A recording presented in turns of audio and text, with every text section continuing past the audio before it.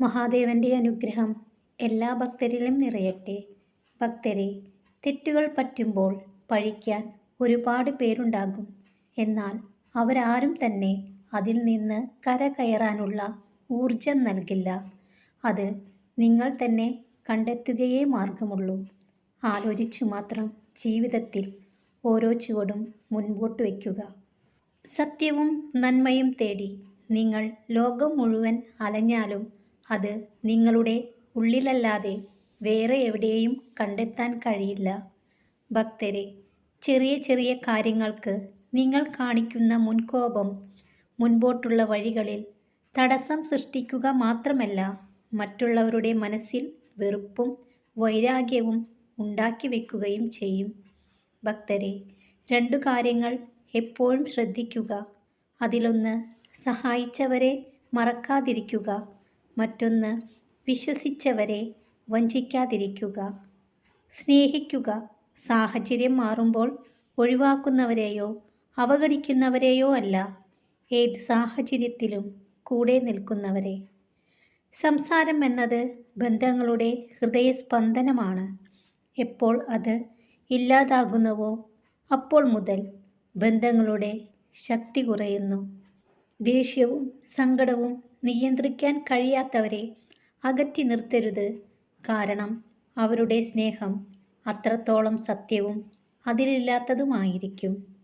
പ്രശ്നങ്ങളെക്കുറിച്ച് ആലോചിച്ച് സമയം പാഴാക്കാതെ അത് എങ്ങനെ പരിഹരിക്കാം എന്നാണ് ചിന്തിക്കേണ്ടത്.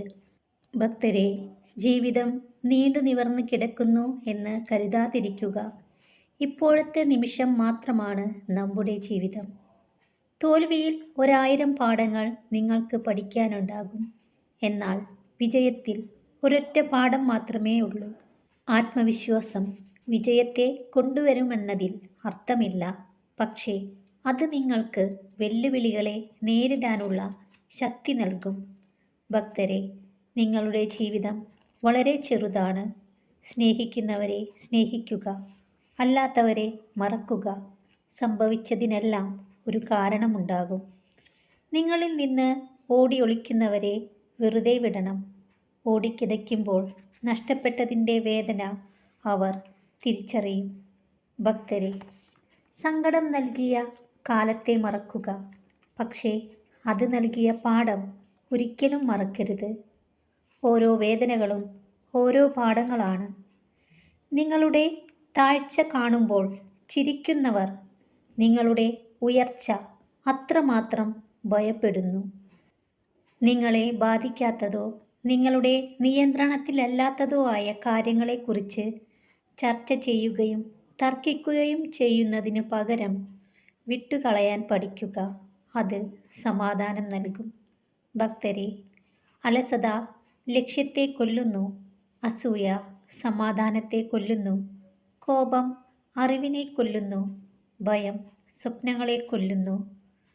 ജീവിതത്തിൽ നിങ്ങൾ പഠിക്കേണ്ട പ്രധാന പാഠം, എല്ലാവരും നിങ്ങൾക്ക് നല്ലത് വരാൻ ആഗ്രഹിക്കുന്നില്ല എന്നതാണ്. ഭക്തരെ, എല്ലാ സങ്കടങ്ങൾക്കുമൊടുവിൽ വലിയൊരു സന്തോഷം നിങ്ങളെ തേടിയെത്തും എന്ന വിശ്വാസത്തോടെ ജീവിക്കുക. മഹാദേവന്റെ അനുഗ്രഹം എല്ലാ ഭക്തരിലും നിറയട്ടെ. ഭക്തരെല്ലാം സന്തോഷത്തോടു കൂടിയിരിക്കുക. ഓം നമഃ ശിവായ.